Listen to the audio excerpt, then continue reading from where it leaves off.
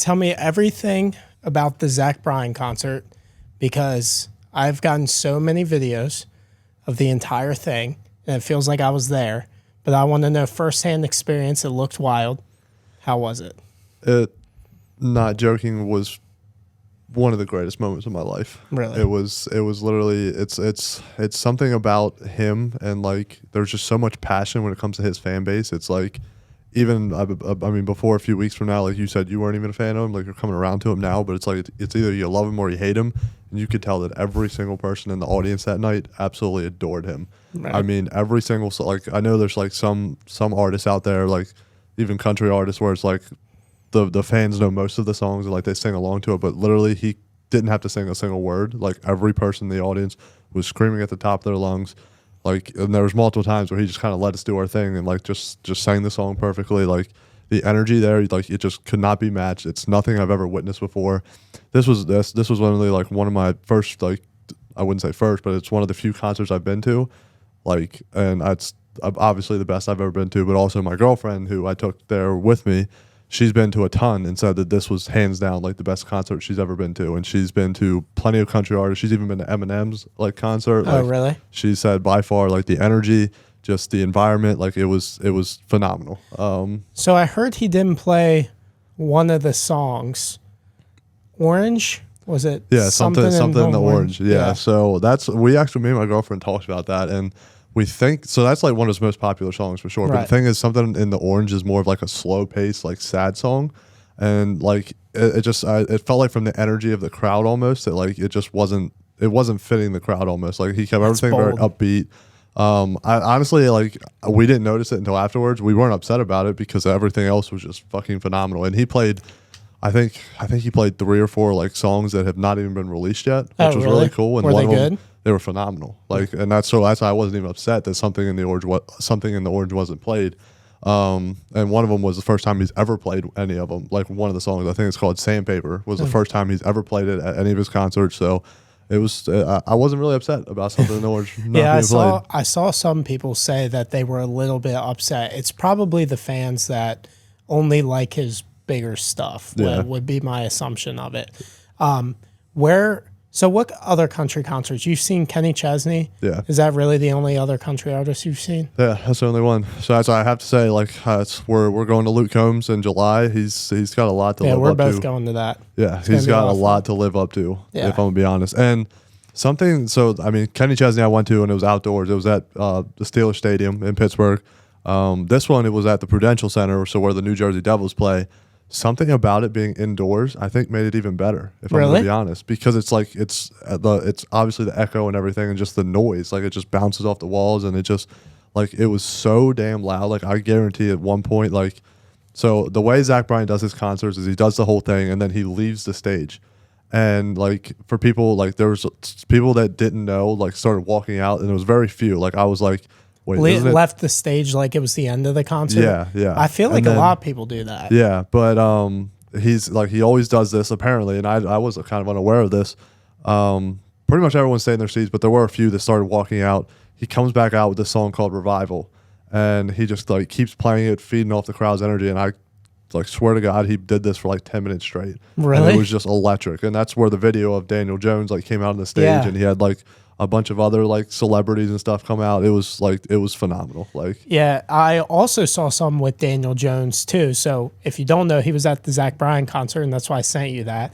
And you said you didn't even recognize who he was. No. I mean, most people probably, unless I was up close, I wouldn't recognize who he is either. But I saw that Daniel Jones was at this concert with some girl, or met this girl there, and he took her home and didn't talk to her after that. So the girl posted, I don't think I can find them anymore. You can probably look them up on Google, but there were text messages, and he's like, I had the time of my life with you, like, we should hang out again. And then he didn't respond. Just ghosted her straight up. But you could tell she was a little crazy, because number one, she had the profile picture, like at the top of iMessage, like it was him and her already. She had DJ with hearts already. So I don't know if it was a first day or they'd known each other for a while, but red flag number one, just from putting hearts there and everything. And also to post it on Twitter was a grab because she was upset that she's not going to be with an NFL player. Yeah. I don't know if that's the NFL player she wants to be with. I mean, he's a rich guy, but also he might not have a job here. I mean, he'll probably have a job for a while, but he's not the star. He's going to be a backup quarterback in the NFL. Yeah. He's going to be making millions of dollars still. Exactly. So. And it's not the guy you can brag, like, oh, I date Daniel Jones. Like, maybe it's a slight brag, I guess. I think as a female, I'd brag about dating Daniel Jones. Yeah, I probably would too. I probably would too. Yeah. But, I mean, if he sucks, right, if you're dating an athlete and he fucking stinks, like that's got to be the worst position ever because then you got to defend him and you can't speak out online.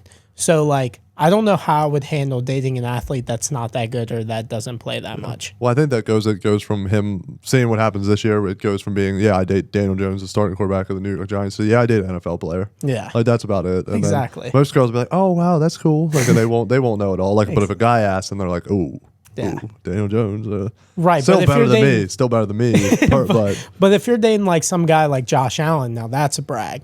Josh Allen also dates Haley Steinfeld, I think. Yeah. What a dog. Dude just fucking... I remember when that was going on, and he was really pissed that, like, paparazzi was everywhere. Speaking of other news outside... This is kind of in the NFL. Aaron Rodgers is potentially running for vice president. Now, apparently he has been taken off because Robert F... So, for the context, he was in the running to be the running mate with Robert F. Kennedy Jr.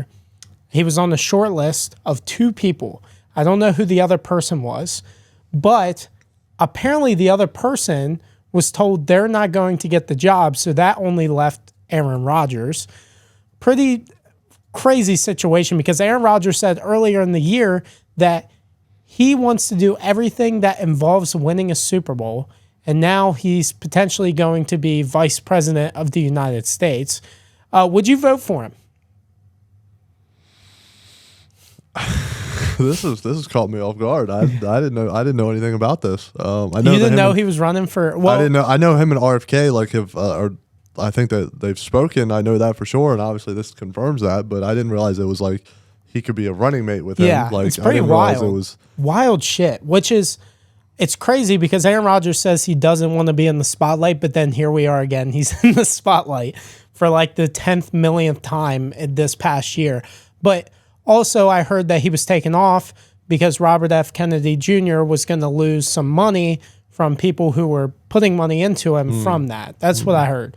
I don't know how true that is. Yeah. Also, how would he do that during the NFL season? Because that's prime NFL season. It's in November.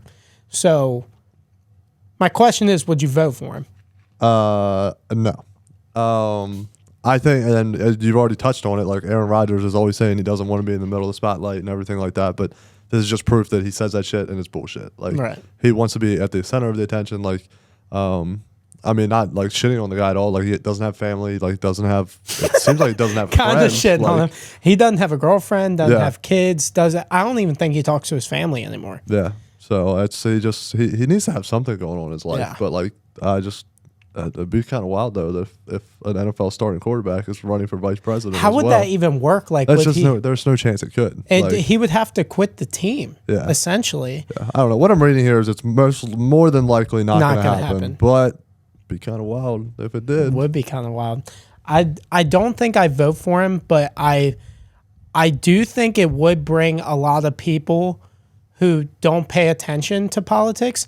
I think a lot of people would vote for him just based off the name, which I think is a good reason for Robert F. Kennedy to do it because he's an independent and it's almost impossible to win as an independent. So I feel like this is a way to maybe drag NFL fans like towards them. But I think if you're an NFL fan, you wouldn't vote for Aaron Rodgers, I'm pretty sure. Yeah. Is there anybody in the league you vote for? As vice president? Yeah, or president. Or president?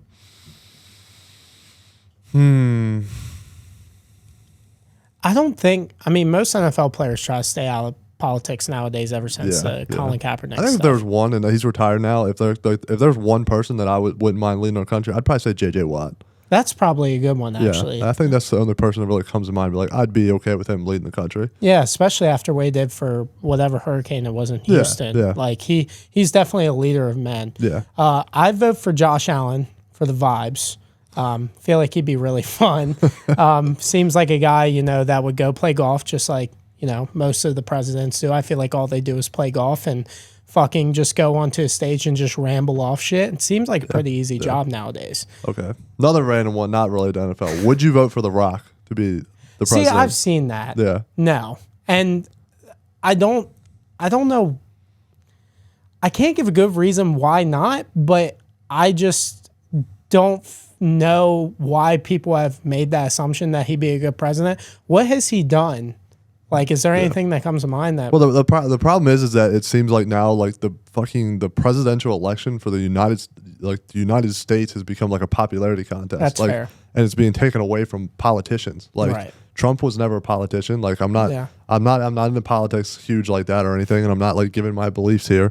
But it's like people really think that like just because The Rock is probably like the most popular person on the planet, that he would be like a good president because he'd be able to lead us and all this shit. But like, what does he actually know about politics? Like, what is he?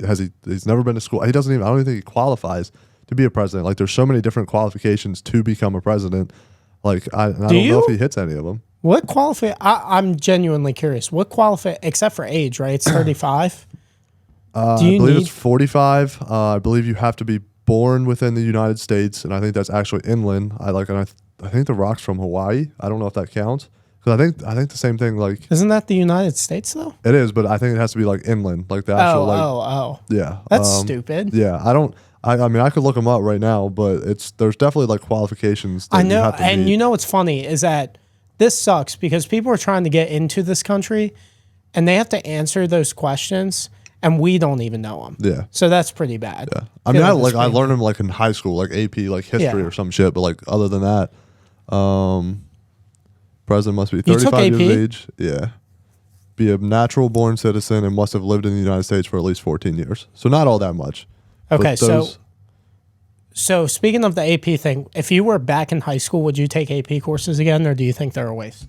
I didn't get credit for any of them. So no, I would not have done it. Why? Did you not like pass the test or something? No, because the ones I took were AP government was what I took. Don't you have to get like I didn't mean that in a bad way. Do you have to don't you have to get like a 4 or something on? Yeah, I think it depends on which ones you take, but it was you had to get I believe it was a 3 or higher for most of them. So like I think it's on a scale 0 to 5, 1 to 5, whatever. And I think in most of them you had to get a 3 or higher. But the other ones I took were like AP chemistry. There was no fucking shot. I was passing no that chance. One. AP calc, like no shot. I was passing that chance. one. Like it looked good on the resume. And like those weren't classes I was interested in taking in college anyways. Right. So like it really wasn't a huge deal in general. So on the actual test day, I kind of just used them as free days pretty much. I mean, in reality, like college courses throughout your first 2 years are scams anyway. Yeah. Like it's all, I don't think I took a course that mattered until my junior year. Yeah. And then from there, like college got easier. I don't know if it was for you, but when I got into my major, like it got insanely easier. And I'm just like, you can finish college in 2 years. Like it's a scam in that way. It's good for people, in my opinion, but it's only good for 2 years, which sucks. And then you're in debt forever. Yeah. Yeah. That's the idea of there being like still a core curriculum when you get to college. It's like, that's so stupid. Yeah. Like, that's what high school's for. Yeah. And I was told like, that's the whole thing when I was in high school was I was told that if I took I ended up taking 3 years of Spanish in high school. Well, 3 years, including my 8th grade year. I think we took that together, actually. Which one? Spanish in 8th grade. Oh, yeah. With Miss Coleman. Stupid. Yeah. I was told I would never have to take it ever again. Never have to take Spanish again. I had to take 2 semesters of it. And that's the only C I ever got throughout my entire high school, elementary, like college career, was in Spanish, too. Yeah. Spanish in college was fucking crazy. Dude, the first day of Spanish 2, which was tough for me, the professor came out and spoke completely Spanish for the entire thing. And I was like, what the fuck did I just get myself into? Like, I think it's like the adjectives. I was telling my girlfriend this the other day. I just can't learn Spanish because there's like feminine, masculine adjectives, like all the, like, why you gotta make it complicated? Yeah. Like the words should just be the words. like at that point. But I guess but English is the hardest language to learn apparently. Yep. But we have so many slang words. That's the fucking problem. People just make up words every single day of the week. But other crazy stuff happened this week in the NFL free agency. The reason why we passed on last week was because we knew that crazy stuff was going to happen over the weekend, and we didn't want to miss out on it, and thank God that we didn't. Some stuff happened over the weekend, including Justin Fields being traded to the Steelers, which caught me way off guard. But first, I want to talk about the Baltimore Ravens and the Washington Commanders. We were correct. The Ravens signed Derrick Henry. I cannot believe that they did it. The king is home. We did have to give up a lot, technically, for him because we lost everybody else on the team. But Derrick Henry is a Raven. We traded a king for a queen, lost Patrick Queen to free agency to the Pittsburgh Steelers. There's a lot of ops in the AFC North. So for the additions for the Ravens, the only one that they have is Derrick Henry, and they lost Patrick Queen to the Steelers, Geno Stone to the Bengals, Tyler Ott, Gus Edwards, Ronald Darby, Deshaun Phillips, Devin Duvernay, Odell Beckham Jr., and traded Morgan Moses to the Jets. And then just recently, I think an hour ago, Kevin Zeitler is going to the Detroit Lions. First of all, with all those losses in mind, can Derrick Henry help the Ravens get over the hump? Oh, that's a tough one because I think it's obviously a huge signing, probably the most, maybe, but maybe besides one of these quarterbacks, probably one of the most impactful signings of like any NFL team. Like he can instantly take that team to a higher level. Because like especially during Lamar's career, like he hasn't had a consistent running back, especially one that is good as Derrick Henry. I mean, one of the top 3 running backs in the league. So can he take him over the hump? I don't know if one single man, especially a non-quarterback, can, but I think that he is huge for. I think what he's the biggest for them is if they can have like replicate any sort of season like they did last year, get themselves to the #1 seed, that he is able to help them in the playoffs more than anyone else could. Because yes, they had a running game, but it's like you can lean on Derrick Henry for fucking 35 carries a game on top of Lamar being able to run the ball himself. So do I think he can get him over the hump? I'm going to say, if we're saying the hump is get to the Super Bowl and win, I'm going to say no. Okay. But I think that he is going to help them get back to the playoffs and could possibly be a changing factor when it comes to the playoffs. Yeah, I think, I'm kind of on board with you. I think he takes it. So it doesn't even matter if the Ravens don't run the ball in the playoffs, first of all. That's been their problem throughout all their playoff losses is that they don't run the ball enough. They ran the ball 6 times. I think what makes the difference is knowing that you have that guy that you can lean on, like you said, for 35 times. I don't think that they had that confidence in Gus Edwards or Justice Hill or even Keaton Mitchell, like any of those guys. But I do think I think it just brings a whole different element to the Ravens offense in the sense where if they get in a late game situation where it's close, they have a closer. Like, I know Lamar Jackson's supposed to be that closer, but if you have a lead, and the Ravens have had problems with leads in games, now that you do have that actual closer that you can run the ball and just tire out a defense for the entire fourth quarter. Like, I could see a combination of the 2019 Ravens with the 2024 Ravens, except for they'll have a lethal passing game. So I think they're going to run the ball a lot more. I think they're going to get more athletic on the offensive line. Eric DeCosta said that he was going to change the entire offensive line, and he is. That's the only thing I'm scared about with the Ravens. I don't know if Derrick Henry can take them over the top if he doesn't have a good offensive line. They lost Morgan Moses, Kevin Zeitler, and Ronnie Stanley's coming back, but he's inconsistent.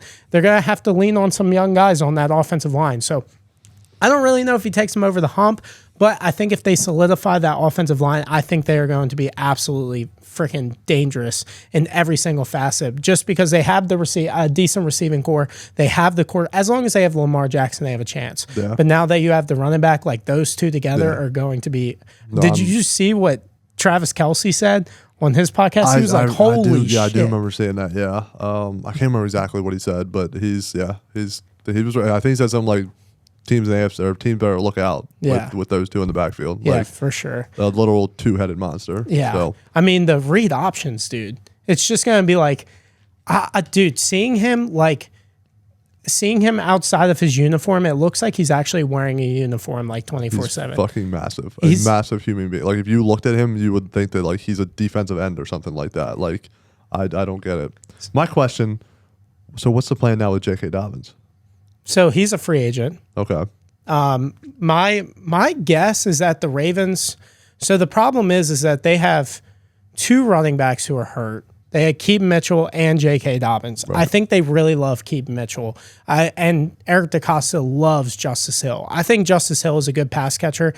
I think J.K. Dobbins, in my opinion, I think he's going to go somewhere as a number 2. I don't know if it's in Baltimore just because they're already waiting for Keaton Mitchell, but I could see him come back on a prove-it deal. I mean, he's special.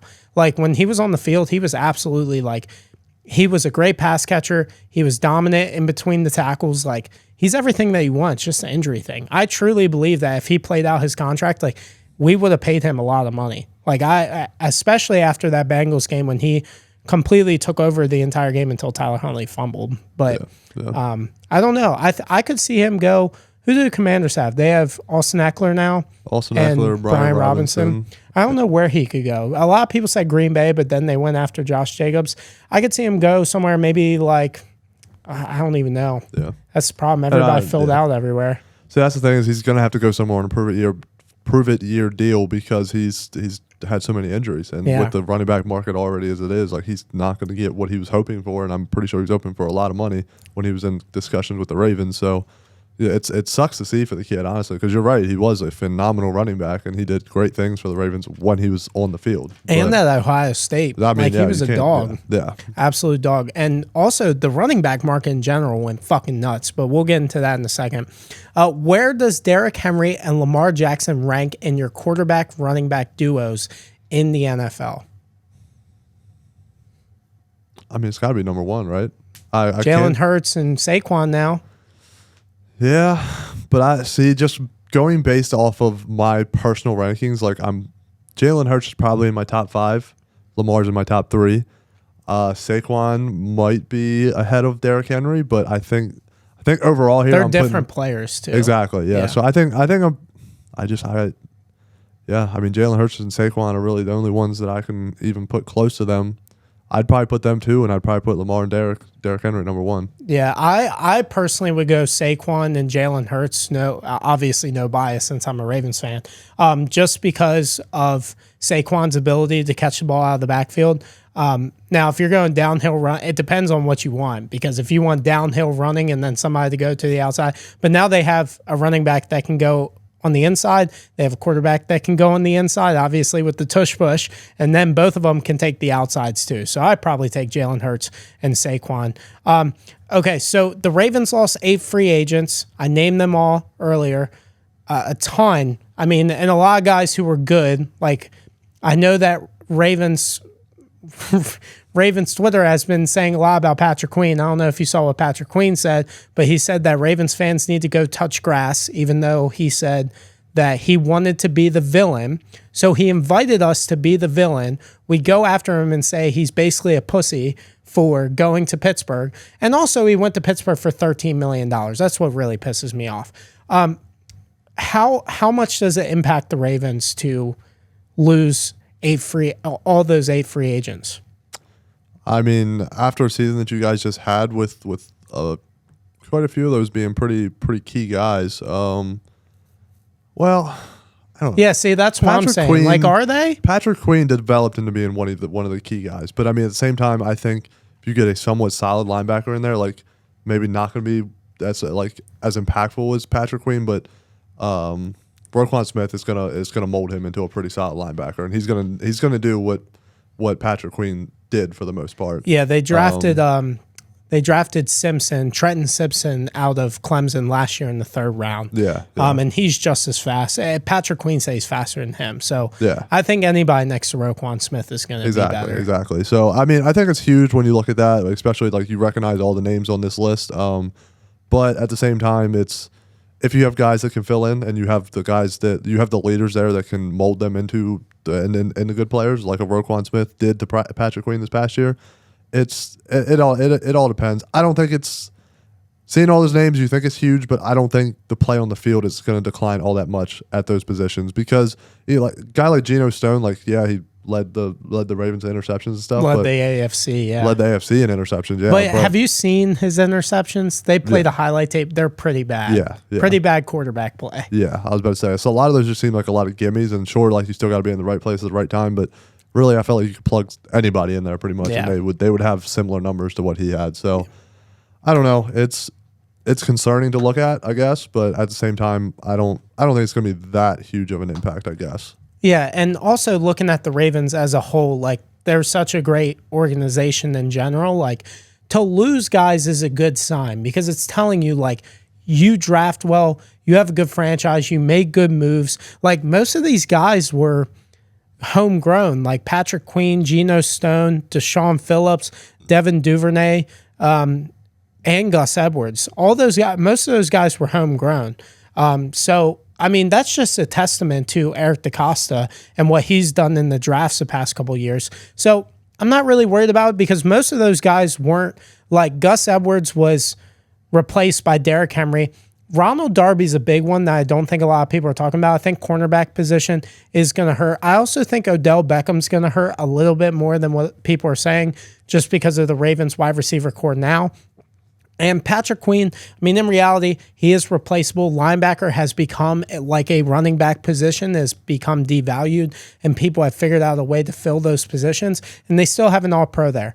And Morgan Moses, like he's on the back end of his career. Like I think they're good, big losses, but some of these people were picked up late in free agency last year, and I think that the Ravens will do the same this year. I think they'll retain Jadeveon Clowney. I think that they might bring back Kyle Van Noy. I think they'll go out and get a cornerback who gets released before training camp because that happens all the time. So I think they'll just make moves. I think it's a little bit of a loss. I don't think it's as big as what everybody's making it out to be. All right, Commanders. Let's talk about them. How are you feeling? Vibes. It went a little bit weirder than what I imagined.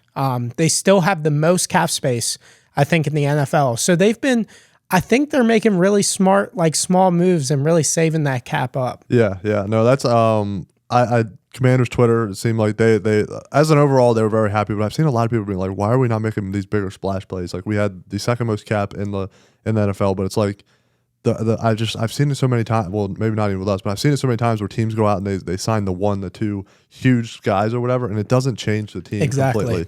And we were in a position where we had the 32nd ranked defense in the league. Our offense was in shambles. Like going out and signing 1 and 2 guys would not have fixed our current situation. Exactly. So like looking at this list, like we went out and signed a couple old guys, but I think guys that can be huge contributions, like an Austin Eckler, Bobby Wagner, Zach Ertz, even. I mean, to have a veteran tight end coming in, a real tight end, a real actual tight end, not a converted fucking tight end, like. But to have a guy as seasoned and veteran and as good as Zach Ertz is, I still think he has a little bit left in the tank. But the biggest thing is that a veteran tight end like that is going to be huge for whatever rookie quarterback we bring in. Right. So I mean, looking at it here, like Austin Eckler, Bobby Wagner, going to be huge to have an actual captain on the defense. Like we had fucking David Mayo and Cody Barton as our linebackers. I don't even know year. who those guys are. They were awful. Cody Barton pissed me off more than any player on that team last year. Zach Ertz, already touched on him. Dante Fowler Jr., this guy Frankie Louvu from Carolina. I was watching some tape on him. This motherfucker is physical. He's a dog. He will run down your throat and knock. Like I watched him fucking run a running back over and just fucking on his way to the quarterback. Like he is a dog. The center from Dallas, Tyler Biadasz.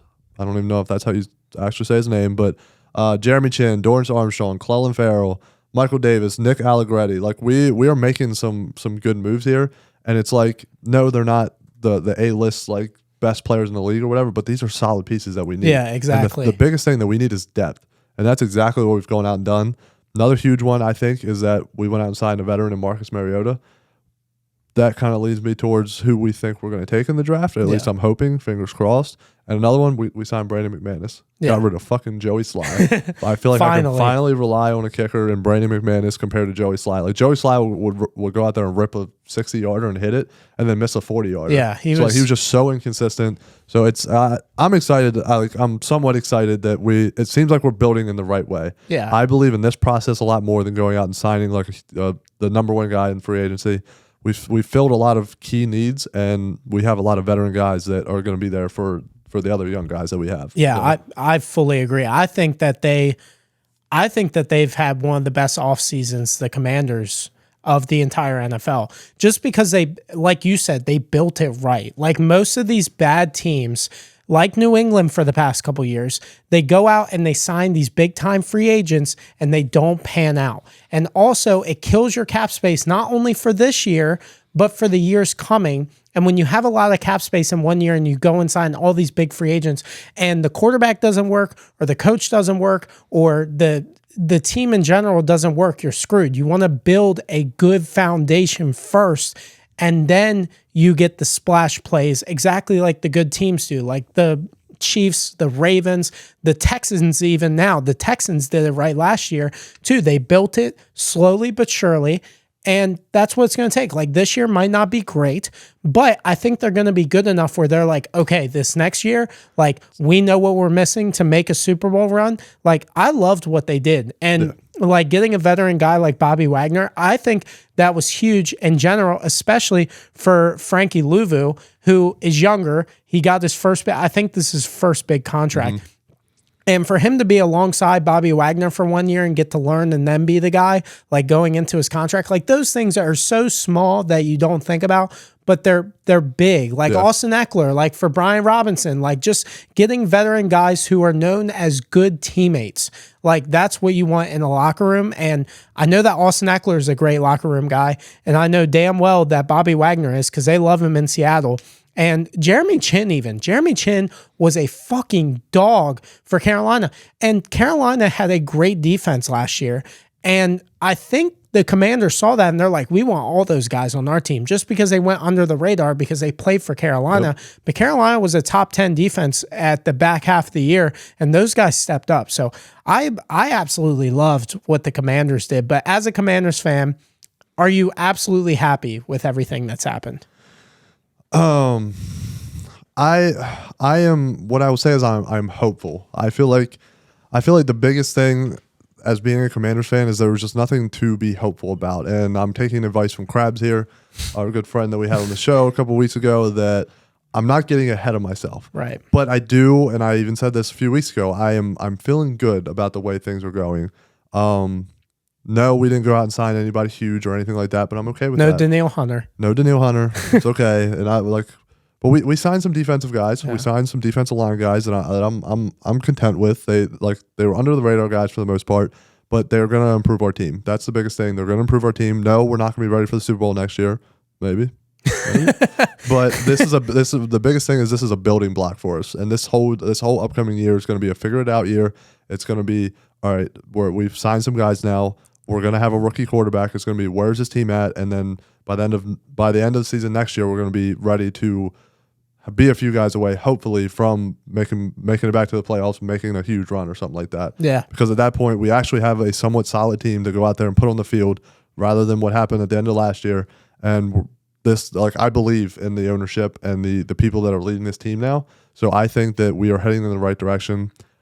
Yes, I am happy with the way the free agency has started, at least so far. Yeah, I for me, not even as a Commanders fan, like we were just talking about, like everything just went under the radar, and I was just so proud of the Commanders to not go out and spend all their money. Yeah. Like, because when you get a rookie quarterback, you're going to have him on a rookie deal, you're going to have money for years to come. You're going to have it for the next 4 years, hopefully.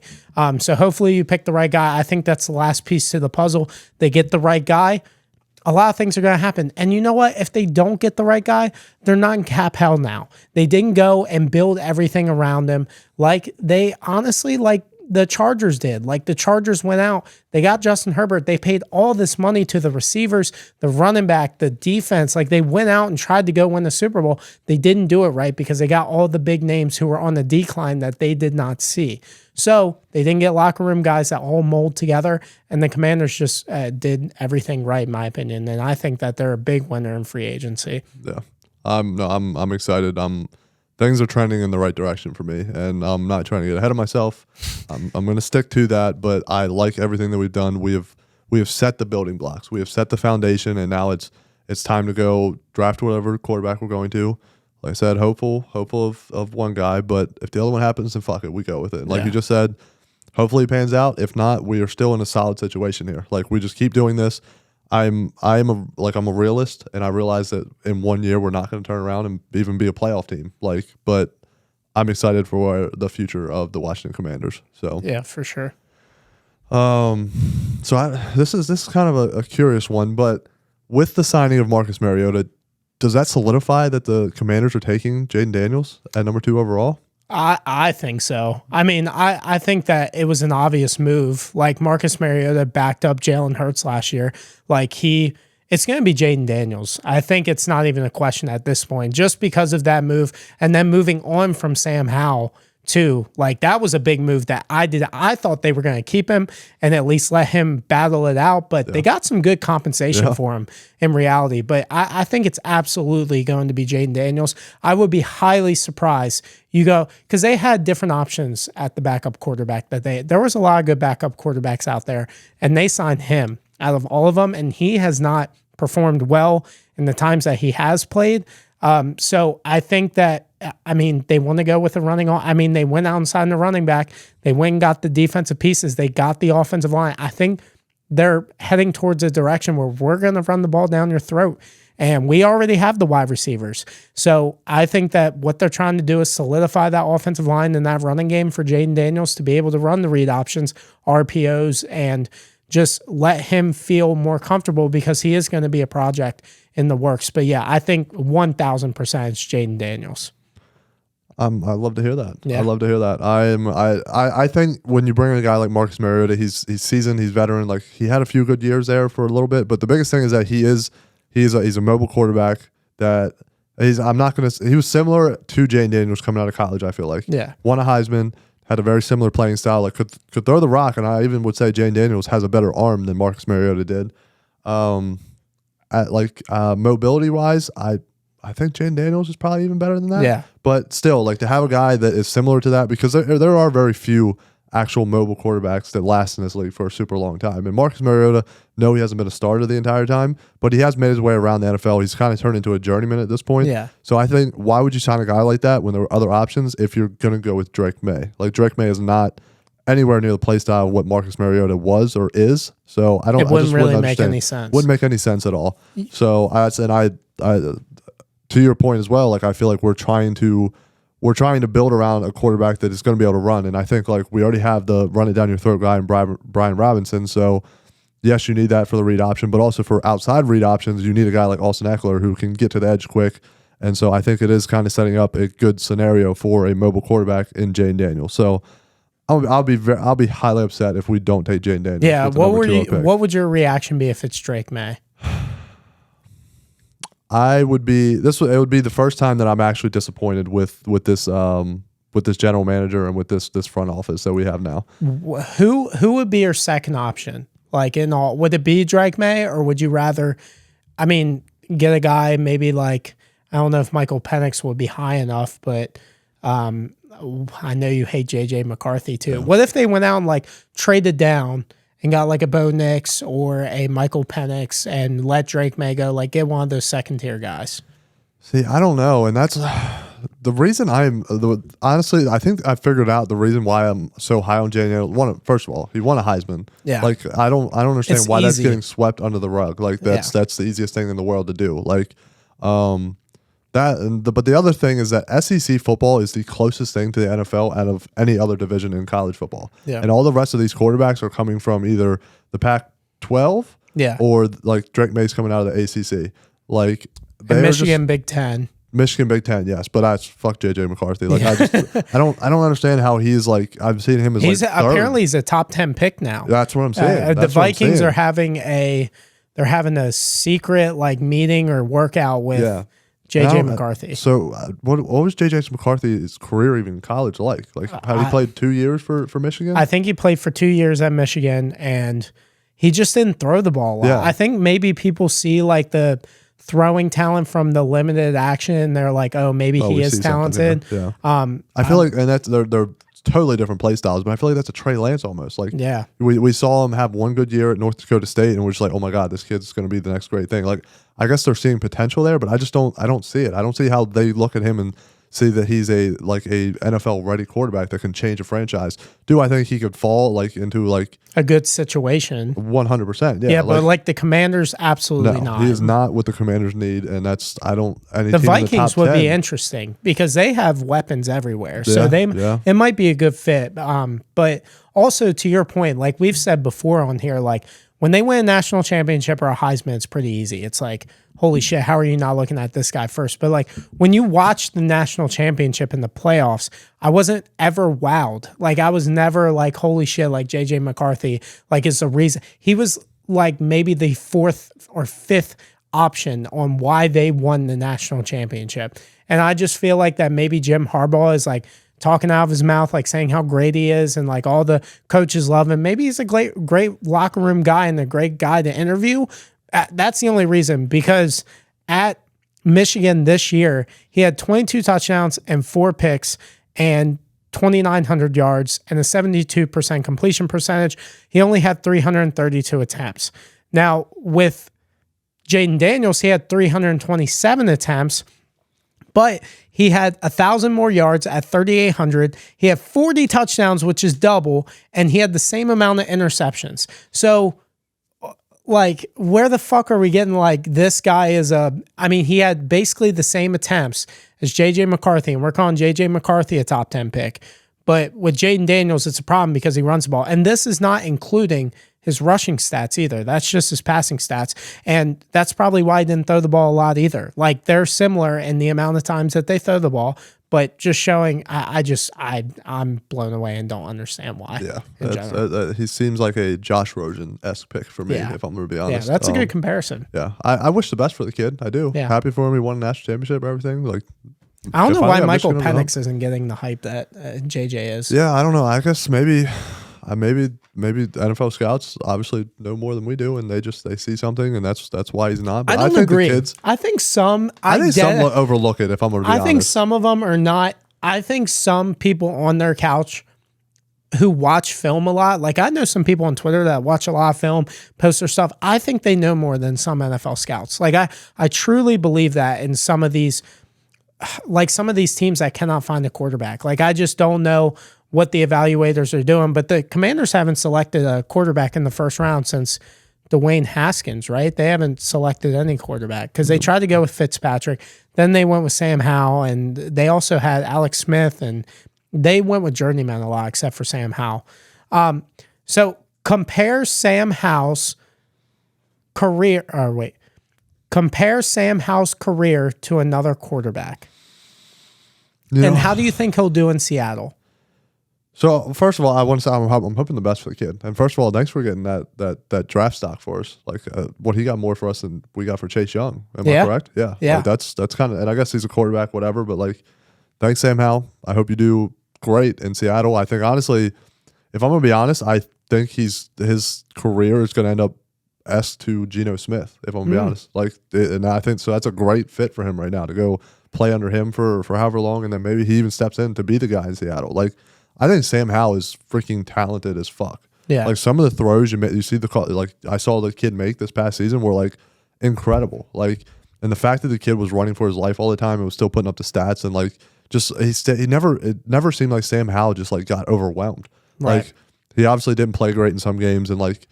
But can you blame the kid? Like, he got sacked over 70 times last year. Like, he was on pace to break the all-time record.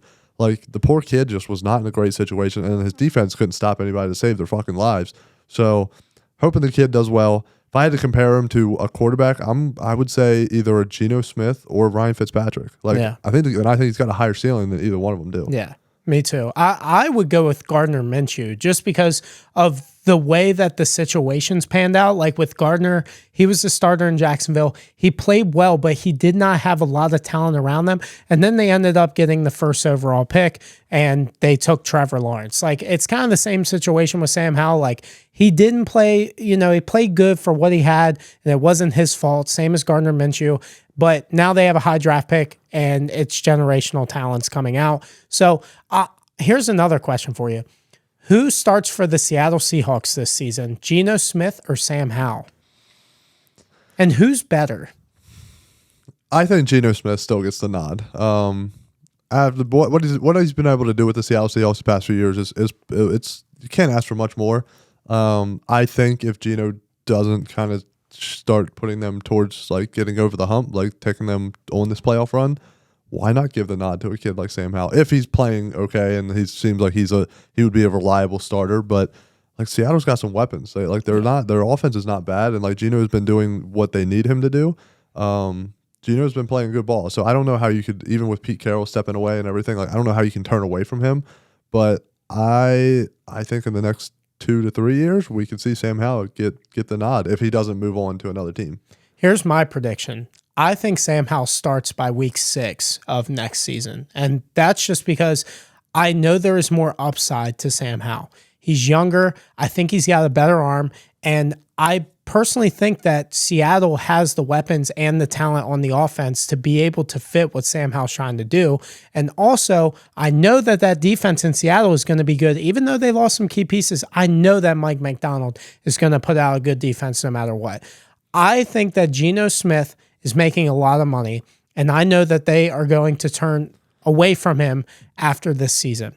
I think after this season, they can cut him or whatever because I think his guaranteed money came in this year.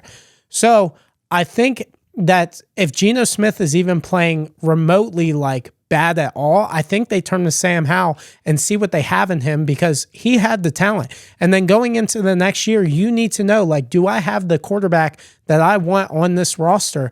And they can't just see a full season of Geno Smith with his play like it was last year and say, yeah, I guess I have my guy, and not see what Sam Howell has. I think that Seattle is going to turn to Sam Howell, and I think that he plays better than Geno Smith.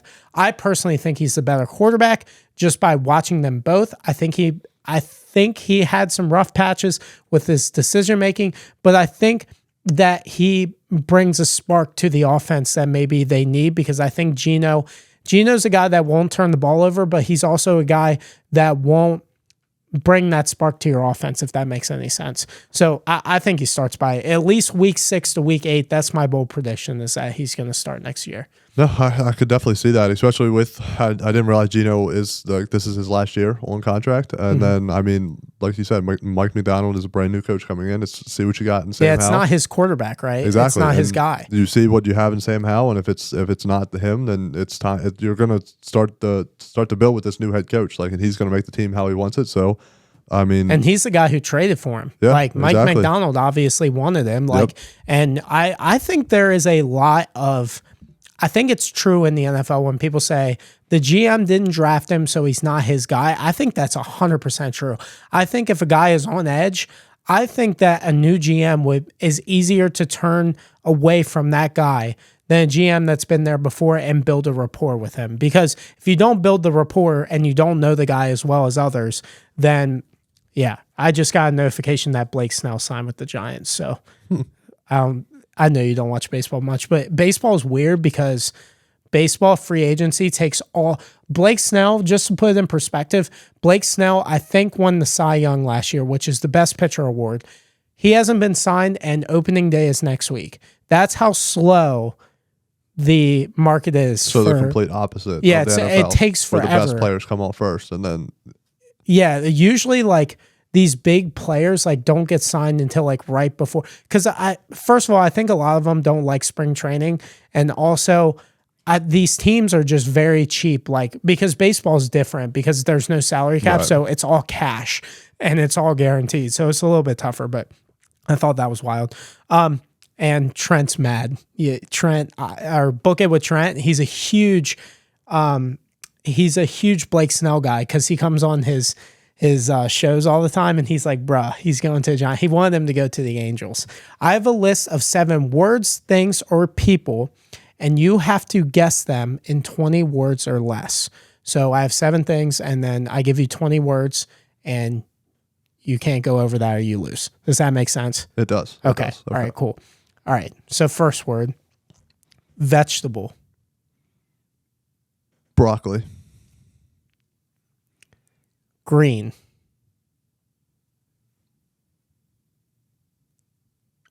Beans. Beans. I said green. Green beans. Oh, that one was a good one. Oh, fuck, dude, this one's gonna be hard. Let me try hibachi. Sometimes I think. All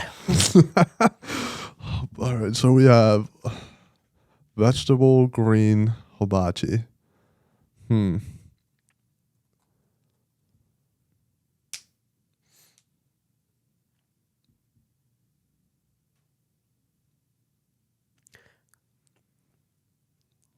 Just take a swing. I have another one for you that's gonna get it. Okay.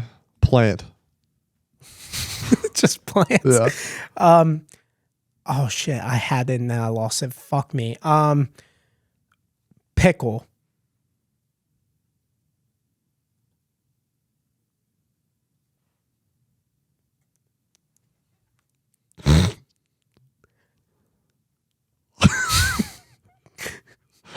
Pickle. I just don't know how all of these are related right now. Pickle. Cucumber. Yes. Yes. Okay. Seasons. Fall. Hot. Summer. There we go. Okay. Gaming. Chair. System. Xbox. There you go. There we go. Okay. How many did we do for that? 2? So we're at 8 words. Yeah, pretty bad. Travel.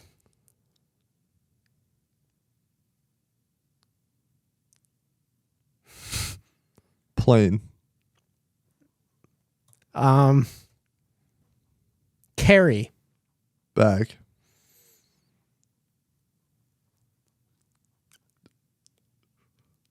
Roll. Suitcase. Yep. We're at 11 already. Okay. Steelers. Pittsburgh. Quarterback.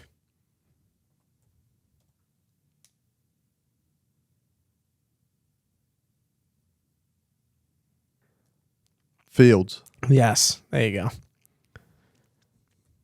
All right. Oh, this one's going to be tough. Jets. New York. Buffalo Wild Wings.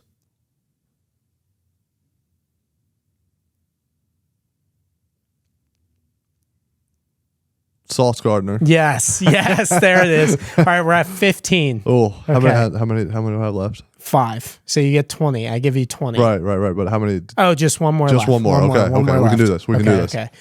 Okay.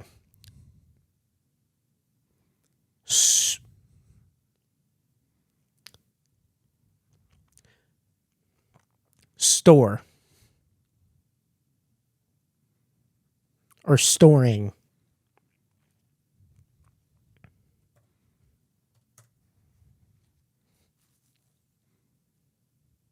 It's okay. You can take it. We got some. We'll be all right. Yeah. You can just guess All right, something. I think the next one So will get it. storing. Yeah. Furniture. Okay. Food. Refrigerator. Yes. We got 17. That's not very good. No. But we got through it. The That's the first cucumber time we've one done was it. bad. Yeah, I fucked yeah. up there. I should have said pickle in the first place because that would have made more sense instead of hibachi. Cucumbers are in hibachi, right? Yeah, I've seen it before. Okay. Yeah. All right. I have a list of 7 words, things, or people, and I have to give Matt hints, and he has to get them in 20 words or less. Okay. Okay. First one. Okay. Football. NFL. Grass. Turf. Field. Yes. Bang. Bang. Okay. Okay. So that was 3 guesses? Yep. Okay. Shooting. Gun.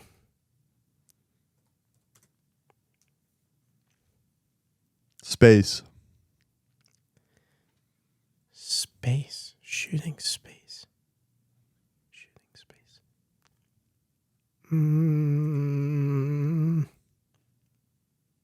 Aliens?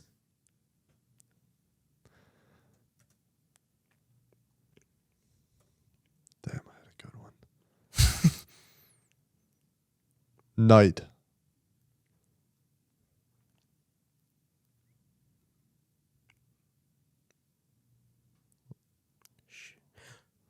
Star.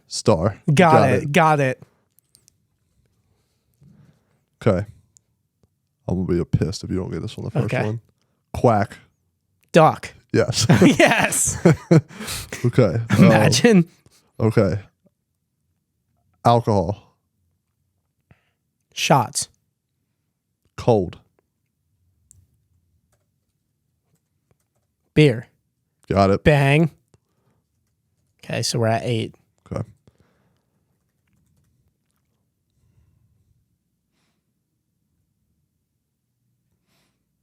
Drink. Soda. Cow. Say that again? Cow. Cow? Milk. Got it. Bang. Okay.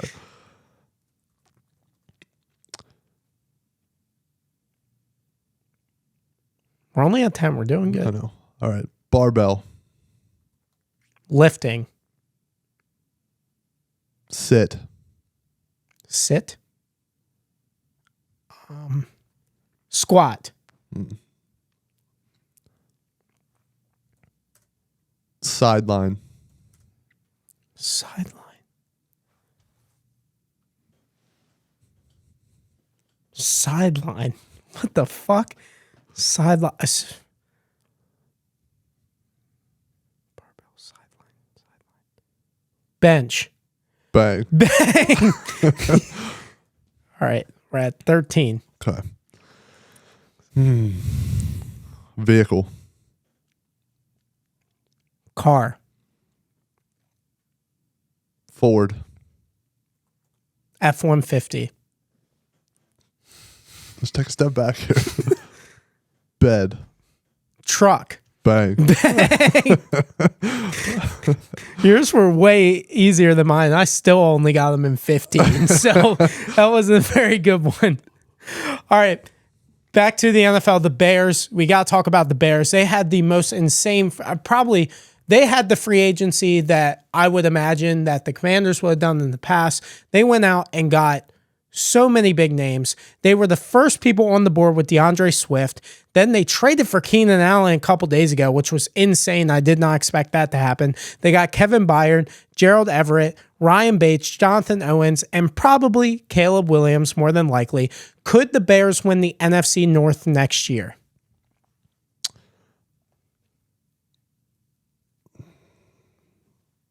It's a tough, that division is hard now. Division's very hard. I'm going to say no. I'm going to say that the Lions still win it next year, but I say 2 years from now, the Bears will win the division. I'm putting my stamp on it now. 2 years. So 2025. I don't think the Lions are going to fall off as hard as even fucking Dan Campbell thinks. Like, I think the Lions are still going to be one of the top teams in the NFC next year. I think that I could definitely see the Bears. No, I don't want to say that. I don't want to put my stamp on that. But I could see them being number 2 in the division and making the playoffs. Okay, so you put them ahead of Green Bay.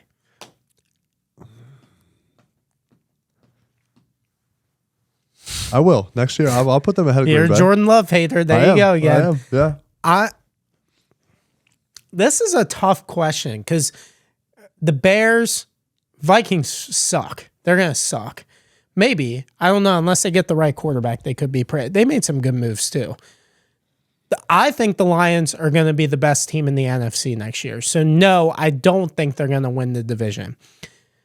I don't think they make the playoffs either. I personally think that they're going to be on the 7-9, or I guess it's 8-9 now, 8-9, 9-8. I think that maybe they get a winning season this year. I personally think that they overpaid for some of these people, like Keenan Allen for a 4th round pick. I personally think it was too much because of his contract. He had a great season last year. I think they're one of the best duos in the league. It's still a rookie quarterback. But CJ Stroud did the shit last year, so he's putting this shit on the pedestal. But I think you know what? No, the Bears are going to be second in the division. I'll say a 2, whatever. I don't think the Packers made enough moves on defense to be able to be better than they were this past season. So I think there's going to be a lot more expectations out of the Packers. And I think the Bears have too many weapons. Like, it's impossible at this point for them not to at least make a wild card, I think, in the NFC. I think that division is just going to be so tough to play against each other. But honestly, with the Lions and what they've done with their offensive line, they got some fucking dogs up front. I mean, Jared Goff is going to be the least sacked quarterback. That's another prediction I have. I think he's the least sacked quarterback in the NFL next year, just because they went out and got some dogs on that offensive line. So no, I don't think so. But I think as long as these players who they signed don't decline, that's the problem. DeAndre Swift, Kevin Byard, Gerald Everett, like even Keenan Allen, he's older too. Like, as long as they don't decline, I think they'll be fine. But if they do, they're screwed. That's what I'm talking about. Like, they were good last year, but DeAndre Swift wasn't good before he went to the Eagles. He wasn't that great. And Kevin Byard sucked for the Eagles last year. And Keenan Allen's getting older. I know he had a great year. So I'm going to say no for right now. But does Caleb Williams have the best roster around him for a first overall pick of all time? On paper, I can't think of any other first-round pick that has had it better. Yeah. Just at least in recent years, and I'm thinking probably the last. Yeah, Joe Burrow did until the year after he got drafted. Yeah. Andrew Luck didn't. He came into a 2-14 team. Jeez, I don't know. I can't think of one that is better than the situation that he has, and I don't know. I think he has the best roster that any first round quarterback has had, coming out of the NFL draft. Yeah, I fully believe that. I mean, having 2 Pro Bowl wide receivers, Keenan Allen, who's going to be a Hall of Fame wide receiver, DJ Moore's the most underrated wide receiver. Now they have DeAndre Swift. They also bulked up their offensive line. Their defense was top 10 last year. I mean, they are built to maybe not make a run in the playoffs, but to win a playoff game. Like, if you put some of these like good quarterbacks in the Bears offense now, like, they're going to be good. If you put CJ Stroud there now, I think that they absolutely make a run in the playoffs. Like, I personally think that it's good.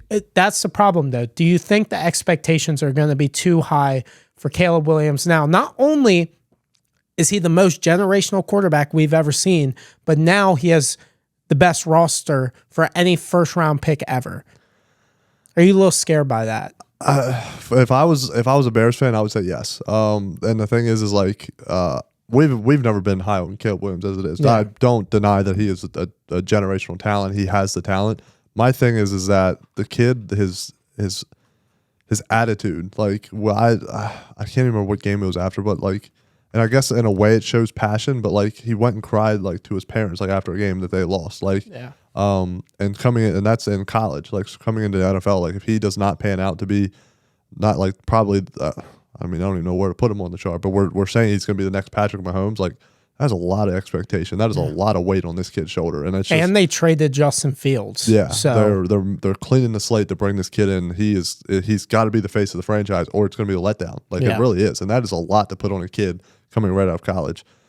And I don't know if he has the mental fortitude to do it. If I'm going to be honest, that's my and personal in cold opinion. weather, he played at USC and Oklahoma. Yeah, I think that's something that a lot of people aren't talking about either. Like, can he perform in cold weather? So that, I mean, this kid he is going to a franchise and to a fan base that has been begging for a quarterback that was as good as Jay Cutler. That's all that they want, is someone who remember that Jay Cutler one season they went to the NFC Championship game. They're hoping for just something to bring a spark, and like now they have this huge roster and they're bringing them in like. That's got to be the most pressure I've ever seen for a number one quarterback, just because of all the talent that's around him. I'm honestly nervous for the kid just because he's going to have to be picture perfect.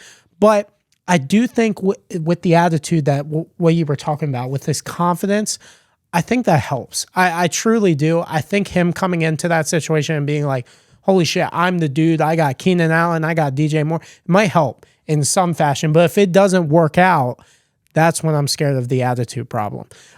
What is defined as a great season for the Chicago Bears? I think a great season for the Bears, and this is just, I think a great season for the Bears, honestly, next season is having a winning record, if I'm going to be honest. And I think that is a huge step and something that Bears fans can be happy with.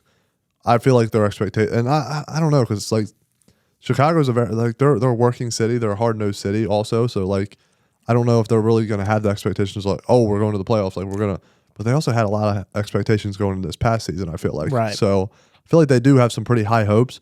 But I think a great season for them, honestly, is just a winning record. That is hope for the season, that somewhat Caleb Williams panned out and somewhat he played okay. You can't have a winning season in the NFL if your quarterback just does not play well. It just doesn't happen. So I think a great season for them would just be a winning record, if I'm gonna be honest. Yeah, for me, it's making the playoffs. I think that is a phenomenal feat to do in the first season, just because of all the expectations that are coming in. They're kind of expected to make the playoffs, at least, I think, at this point, or at least make some noise.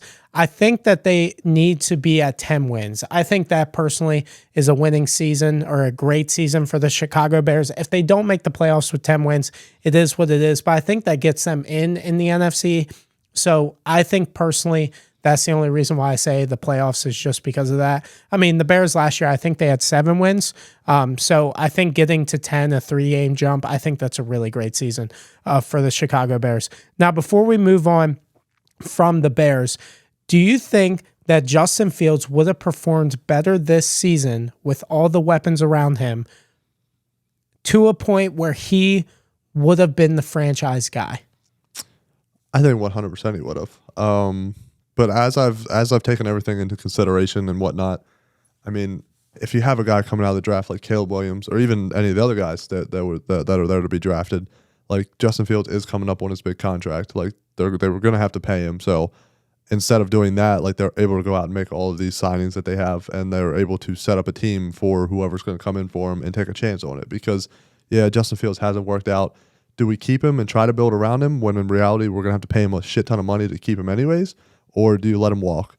My thing is how they let him walk for so little. I did 6th-round pick. I did not understand that. We were less talking than about Sam Howell. Yeah, which is insane to me. We were talking at first, he would be worth at least a 1st-round pick. So for him to only go for a 6th round, that kind of blows my mind. But I think the biggest thing it comes down to is that it was the right move for them. They've solidified that they're going to get Caleb Williams, who we're saying is going to be the next Patrick Mahomes, and they were able to go out and still build around him because they're not going to have to pay Justin Fields now. They're going to have Caleb Williams on a rookie contract for a few years. So. Yeah, I think that Justin Fields would perform better. I don't think it would have been the right move to keep him and see what you got, because next year's quarterback draft isn't as good as this quarterback draft, so you kind of have to move on from him. I'm thoroughly surprised at what they got for him. And I think that they did the right thing. I don't know. I just am kind of disappointed that we don't get to see Justin Fields in such a good offense finally. But like you said, they have to pay Justin Fields next year, so that's a problem. I want to skip over to the Steelers just because they got Justin Fields. They made a lot of moves in free agency. They added Patrick Queen, Russell Wilson, Justin Fields, Dante Jackson in the Deontay Johnson trade, and Deshaun Elliott. They got some Ravens on there that I don't like. Is Russell Wilson actually a big upgrade for the Pittsburgh Steelers? I think he is. I think he definitely is. Russ had a pretty good season this past year. I'm going to be honest, a much better season than Kenny Pickett did. Yeah.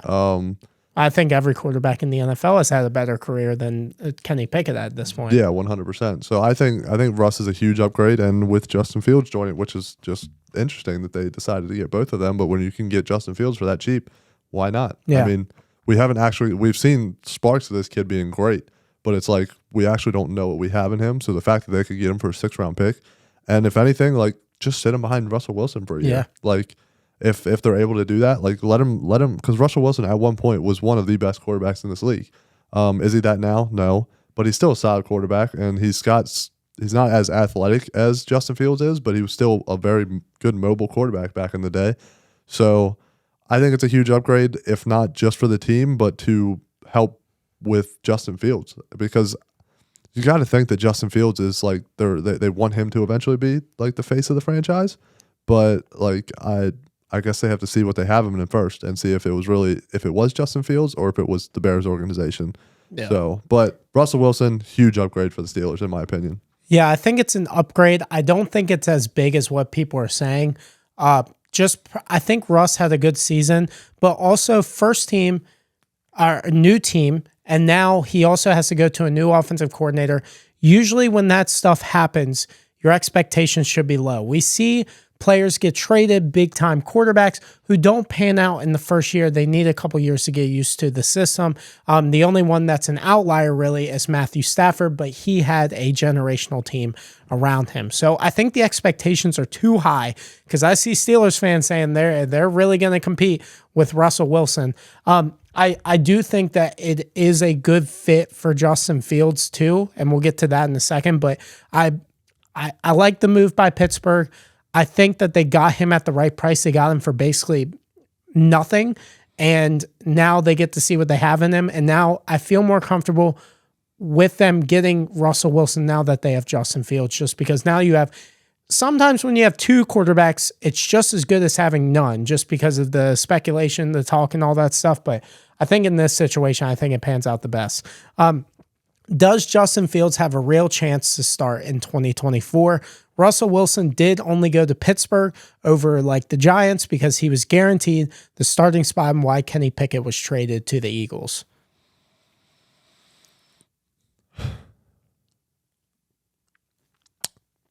I think Justin Fields has a very solid chance to start in 2024.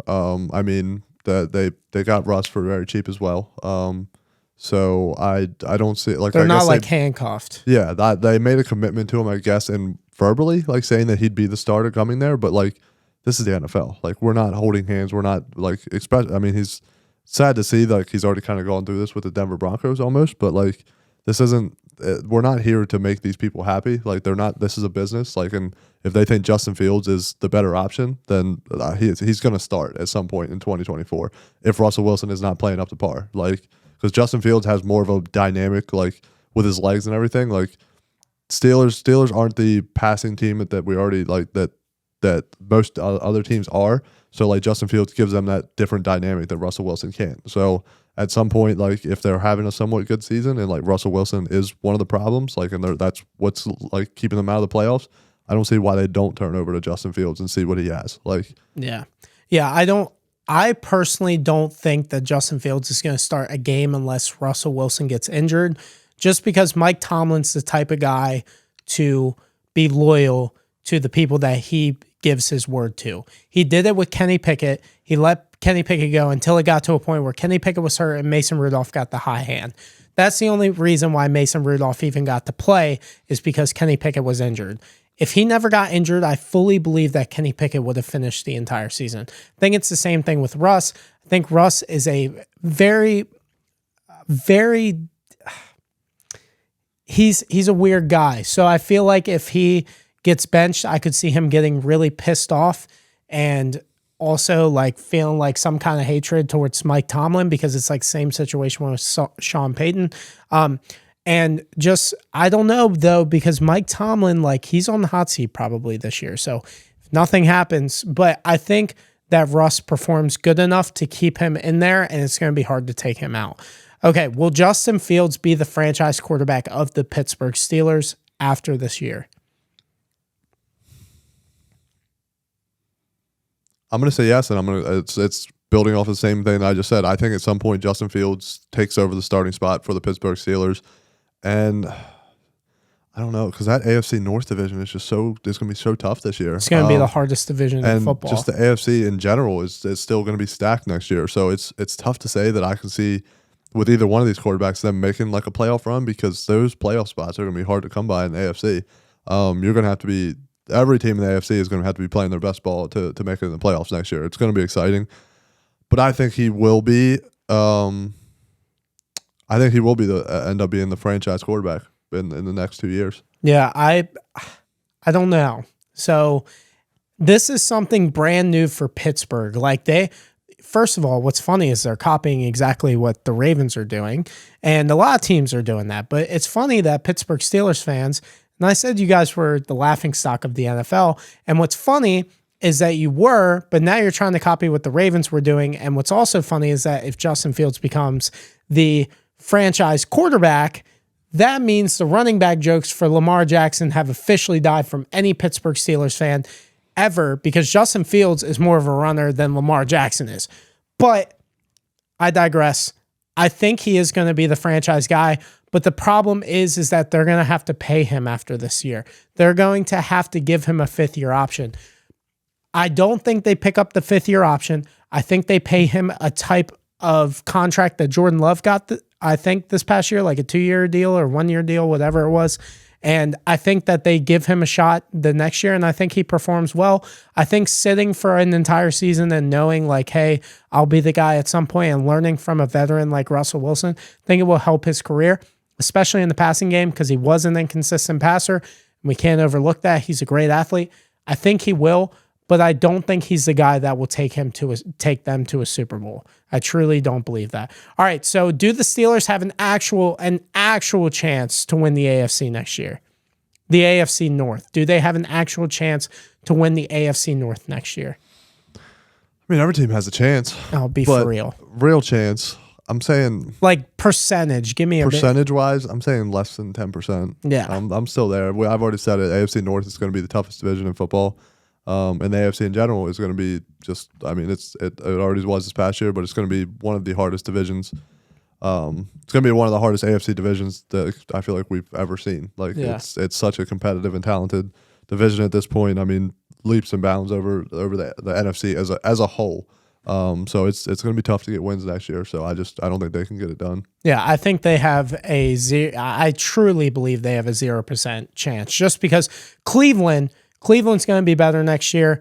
They were really good this past year. Cincinnati's getting Joe Burrow back.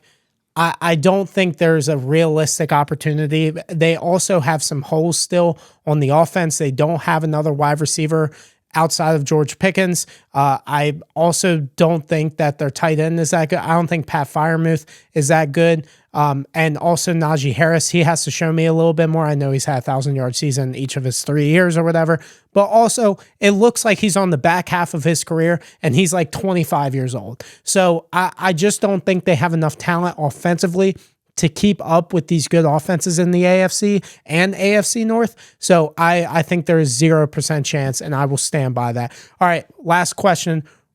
Early predictions for AFC North. Give me from first to last. It's the toughest one. So no, my top three could go either way. Steelers are going to be 4 for me. There it is. Yeah, I just, as much as I like the fit and I like what they've done with the quarterback situation, I think that it's one of the, I mean, I thought that would maybe be one of the reasons that they could get over the hump. Well, not even the hump, but just like get back to being an actual playoff contender and not making the playoffs, and then knowing like basically being a bye week for whatever team's playing them. I am gonna go. I know you want to take that boy Joe Burrow. See, the thing is, I'm not like this is my total fault. Like, I just don't know anything about the Bengals defense and what they're going to be like this upcoming year. So I'm going to go Browns are winning the division. The Browns. I'm going to say the Browns are going to win the division. I think it's the first time ever they win the division. Yeah. But I don't know. If I had to rank them, like if I had to rank that division on NFL like the rosters in general, I think I'd put the Browns at number 1. Okay. So I think if Deshaun Watson can play just somewhat good football and not get hurt, like I think they're good enough to take it. Just because I don't know what this Ravens team is going to be about. I think their offense is still going to be good, but overall as a team, I don't know how they can replicate the same season that they just had and be like at least the number 1 seed in the AFC, let alone in the toughest division in football. But I'm going to put the Ravens at 2, put the Bengals at 3, Steelers at 4. Wow, Bengals at 3 as well. I like the Browns pick because I think the Browns did really well in free agency. They retained a lot of their guys. Here's how I base off of teams. I base it off the quarterback. So like can Deshaun Watson take them over the hump? He was 5-1 this year as a starter. I got to give it to him. But it wasn't because of him. It was because of the defense. But I do think that with the Browns and just getting some type of good, consistent quarterback play at any point, they can make some noise. And like you said, I think the Bengals are really going to struggle defensively. Like their defensive line, they lost DJ Reader. They have nobody on that defensive line. They did sign somebody from Houston. But a lot of people were, I don't know much about them, so I'm not going to even touch on that. Cornerback position's a little bit of a question mark, I would say as well, and safety as well. Yeah, I'm going to go Ravens at number 1 because I think the Ravens make moves later down the line in free agency. They're good at picking guys off the couch and performing. So Ravens number 1. I'll go Browns at 2. I'll go Cincinnati 3. And I think all 3 make the playoffs. And then I'll say Pittsburgh at number 4. All right, let's move on to the Eagles because we got to talk about it. They had the biggest splash plays. Howie Roseman was not fucking around. He went and got Bryce Huff, C.J. Gardner-Johnson, Saquon Barkley. Can anybody in the NFC East stop the Eagles from winning the division? The Commanders. Not this year. Not this year. Not this year. I'm talking about 2024. I know. I'm not talking about the big picture. I know. Okay. No one can stop. No one. No. I'm not feeding into this Cowboys thing that they had a great year or whatever. They won the division last year. They haven't done a single thing in free agency like the Cowboys haven't. Yeah, makes no sense. They've signed one person, Eric Kendricks. Yeah, that's it. So I just don't know. The Eagles have gone out and made these 3 big splash plays in key areas that they need. Funny enough, C.J. Gardner-Johnson basically called the Eagles fan base trash. And now he's back. Yeah. So, but Saquon Barkley, I mean, he's going to be, like we saw what DeAndre Swift was able to do with them, and Saquon Barkley is a much better running back and a much more consistent running back. Like, maybe DeAndre Swift is a little bit better in the pass catching area, but like, I don't even know about that. Like, he's maybe a little bit more shiftier, but Saquon Barkley can do it all. Like, DeAndre Swift was not that running back. And it's they just the Eagles are gonna be good again, and I hate to say it. They're gonna be fucking disgusting. Yeah, they're gonna be good again, and I don't even know who they. I couldn't. No, I do know they went out and got what the fuck's his name from Chargers, Kellen Moore as their offensive coordinator. Moore, yeah. I think we've talked about it earlier, like an earlier. It's gonna be hard to fuck up that kind of offense. It is. Yeah. Oh my god, they're stacked. As long as he can still use his effective like passing game of calling and be able to figure out how to use such a dynamic like running game as well, because I just don't feel like he's ever done that. Like if he's able to figure that out into his play calling, like I think that offense is it's gonna be one scary offense, and it's gonna be fucking hard to stop. So yeah, I think the only thing that the Eagles are missing is cornerback, because they didn't go out and get any of the. Well, Jalen Johnson went back. And then they could trade for L'Jarius Sneed, but that's not going to happen. So I'm scared of the defense still because Bryce Huff is good, but like, how good is he? I think he was a little bit of an overpay. I think he's a good pass rusher, but he hasn't consistently proven that he's a great pass rusher in this league. I'll say that no one can stop them in the NFC East, but I will say that I don't think they're going to be a super duper powerhouse defensively. I personally think the Lions are going to be better as a team as a whole in the NFC. But I think the Eagles offensively, I think it's going to be the same way. They're going to come out of the gates like fucking firing. And they're probably going to make the NFC Championship game. I don't know if the defense is good enough to win a Super Bowl. Speaking of, are the Eagles your Super Bowl favorite? Just overall? Yeah. No. I'm not there yet because on the same reason you just touched on. I think their secondary was probably their biggest problem on the team in general last year, other than probably their offensive coordinator, right. Brian Johnson. But their secondary was bad last year, and yeah, I know they had a lot of issues on the defensive coordinator, but they went out and got Vic Fangio, but they still don't like. You can be as good of a coach and have like as good of a surrounding team as you want. Like if you don't have the players to put in there, like it's hard to be good, and the secondary is probably one of the most important aspects of a team. So right. If you don't have the guys to do it, C.J. Gardner-Johnson obviously a huge help to them. But But I don't even think, I still think like the 49ers are probably going to be my favorite out of the NFC. Yeah. Them or the Lions. So I just, especially for the NFC, maybe they're my 2 or 3. So they're definitely not my favorite in general. Like, yeah, I fully agree. I don't think that the Eagles are Super Bowl favorites just because, like you said, the cornerback position. They went and got C.J. Gardner-Johnson, but they needed a lockdown physical corner. And half the problem was their corners couldn't tackle. C.J. Gardner-Johnson can't just fill that hole for them in general. I still don't know about Bryce Huff. He could turn out great, but I like you said, I think the 49ers and the Lions are more in position to win the Super Bowl right now than the Eagles, unless the Eagles go out and they did get Devin White too. They did get a linebacker, but Devin White is on the decline too. So I don't know. I think offensively it's going to be fireworks. It's going to be a lot of fucking fun.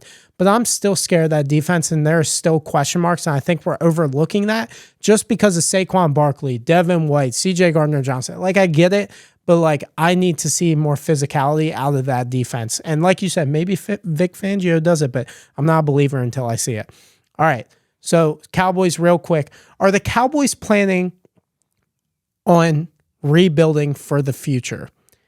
Now, I know this is a weird question, but they didn't sign one fucking guy in free agency except for Eric Hendricks, like you said. I think, and this is just a conspiracy, and I wanted your thoughts on it. I think they might be planning for a rebuild past Dak Prescott because they have not signed him to an extension. His cap hit is going to be fucking insane next year. And he also has allegations against him. I don't know if you've seen that. He has sexual assault allegations against him at the moment from 2017. Don't know how that's going to play out. So I know Jerry Jones wants to win now. He said he was going to go all in. I don't know if you saw the Skip Bayless all in, comma, my ass comments, but they have not gone all in, and they got a lot of people to pay. So I feel like they might be preparing to get a new quarterback or to fully rebuild because they have not done shit in the playoffs. See, I don't know. I feel like I don't even know how to use this phrase here, but like they're false believers, and that like they think that the team that they have right now is good enough to win them a Super Bowl. Maybe you're right. Maybe I think Jerry Jones is just like maybe out of his mind a little bit, and like, and we've discussed this before, and I wholeheartedly like believe it that he doesn't have that many more years like being the owner of this team. Like, and I don't think he's the type of person that like is gonna take him out of the situation, like because. But like at some point, like you do get too old to make the right decisions, right. And like, but it's like I don't know how this guy is not making more splash plays right now. Like they do have a good team, they have a very solid team. Like then they've lost a lot of guys and they haven't like really replaced any of them. And it's like you only have a couple more years, Jerry. Like let's be real here. Yeah, I'm like why fully are you not surprised. making a huge run? Like and you believe in Dak Prescott. You've said it yourself. Is that coming like true face now? Like is it actually coming out that maybe he's not as not such a believer in Dak Prescott? But like I'm not surprised that he's not trying to keep up with like the Eagles who are going out and making some of these big plays or at least something, right? Like they released Michael Gallup. They don't have they really don't have a solidified third wide receiver on the team. They didn't go out and they might lose Stephon Gilmore. I think he's a free agent as well, which I'm surprised he hasn't been signed. Is he a free agent? I think he is. Yeah, he is a free agent. So they have some guys, and they lost a lot of the offensive linemen to the Commanders. Yep. And there's a lot of question marks. And maybe he's waiting. You know, like good GMs do that. They wait and wait, but to not at least get one guy to fill a hole and to lose Tony Pollard too. Yeah, who do they have now? I'm going to be playing running back for the Dallas Cowboys next year. Like there are so many questions. They got worse. Like they didn't get better. They got significantly worse than what they were. And the best that they were was a first round exit. So I personally think the Cowboys are preparing for a rebuild. I think that they move on from Dak Prescott after this year. I don't know what the money looks like. I think Jerry Jones knows he doesn't have a lot of years left, like you said. And I think he wants to get another guy in there before his tenure is over. Yeah. Now, my question is Jerry Jones the reason why the Cowboys have not gone over the hump? Or is it Dak? Or is it Mike McCarthy? I mean, the problem is like Jerry Jones has been around for so long, like, and I mean, there's only one like constant variable in all of this, and it's Jerry Jones. Like, I'm not saying that he's a bad GM or he's not a bad owner, bad like whatever. Like, he's not a bad owner in my opinion, but like, and he has his hand in like the decision making a whole shit ton, right? Yeah.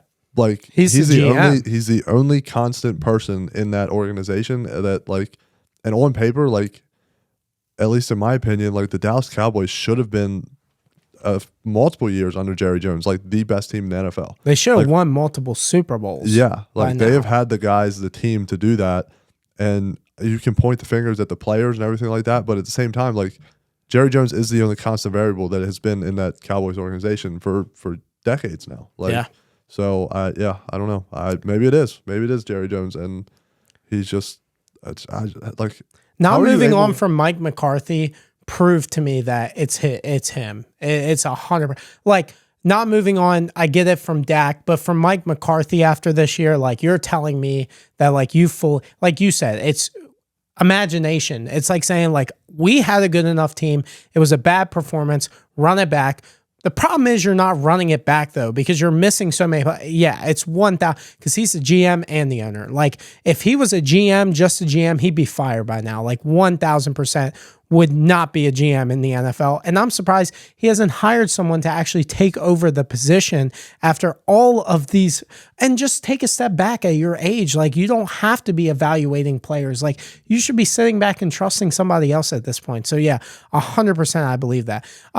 Real quick, I want to touch on a couple other teams, and then we'll wrap it up. The Raiders, they got Christian Wilkins and Gardner Minshew. They gave Gardner Minshew $15 million guaranteed. What the fuck are they doing?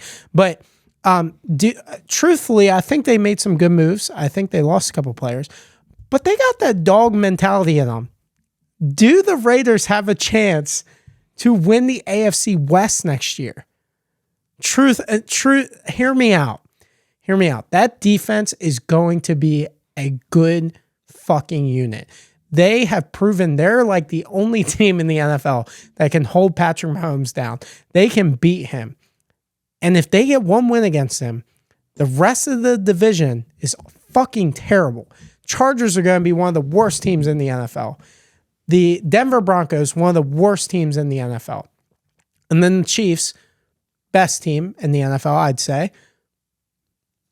But they know how to beat them. Are you telling me that Gardner Minshew can stack wins up? He won a lot with the Colts.